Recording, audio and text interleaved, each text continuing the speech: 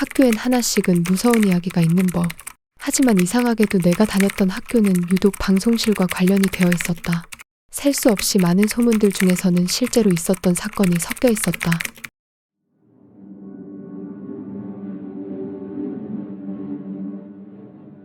학교에 다닐 때 같은 반 친구가 실제로 방송실에서 이상한 일을 겪게 된 것을 계기로 해서 나는 그 괴담에 흥미를 갖게 되었다. 그리고 동네 사람들을 대상으로 혹시 말을 꺼낼 기회가 생기면 학교 방송실에 관한 이야기들을 수집했다. 그중 몇 개를 골라 정리를 해보았다. 내가 전해 들은 소문을 먼저 소개하고 그 소문의 진상을 덧붙이는 식으로 적어보았다. 이것은 모두 내가 졸업한 초등학교에 떠도는 소문이며 시기에 따라 정리했다. 80년대 초의 일이라고 한다.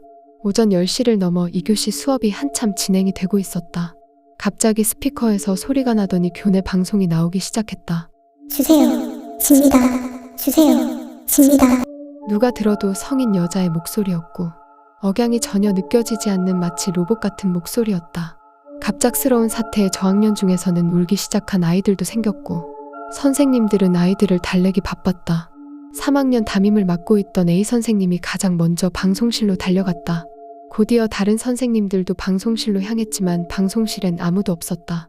당시 학교에 있던 여자 선생님들은 모두 수업 중이었으며 결국 학교에서는 외부인 침입으로 잠정 결론을 내렸고 방법을 강화하는 선에서 사건을 정리했다.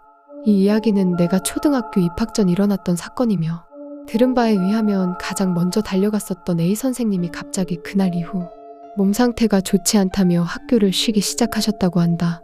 다른 선생님들이 대신 수업을 진행하며 A 선생님이 돌아오기만을 기다렸지만 결국 A 선생님은 퇴직을 하셨다고 한다. 그 반 아이들이 편지를 쓰거나 연락을 하려 했지만 그나마도 닿지 않았고 그러다 보니 A 선생님이 정신병으로 병원에 입원했다는 소문마저 퍼지기 시작했다. 방송되었던 수수께끼의 메시지는 지직거려 잘 들리지 않아서 학생들 사이에서도 이런저런 해석이 분분했다. 하지만 그 와중에서 가장 많은 의견은 보지 말아주세요.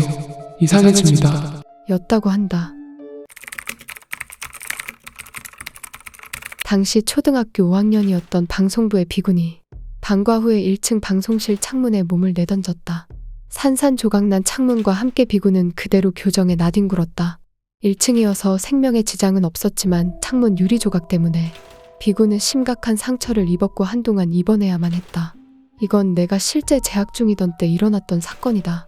비군은 같은 반 친구였고 이 사건을 계기로 내가 방송실에 관심을 가지게 되었던 것이다. 이번에 있었던 비군에게 나를 포함해 같은 반 친구 몇 명에게 병문안을 가서 이야기를 들은 적이 있다.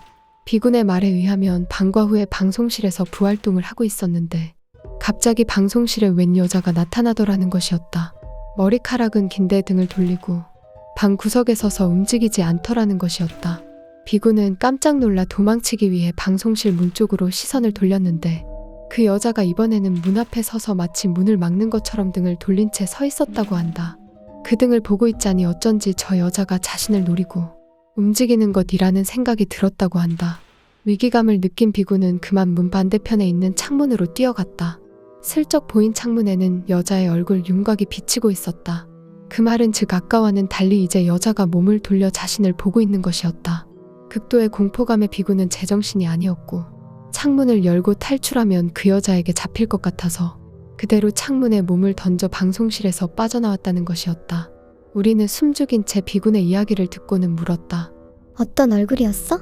글쎄, 유리창에 비친 걸 슬쩍 본 것뿐이라 그것까진 모르겠어. 어떤 옷을 입고 있었는지 알아? 낡고 오래된 천을 몇 겹씩 겹쳐 입은 것 같았어.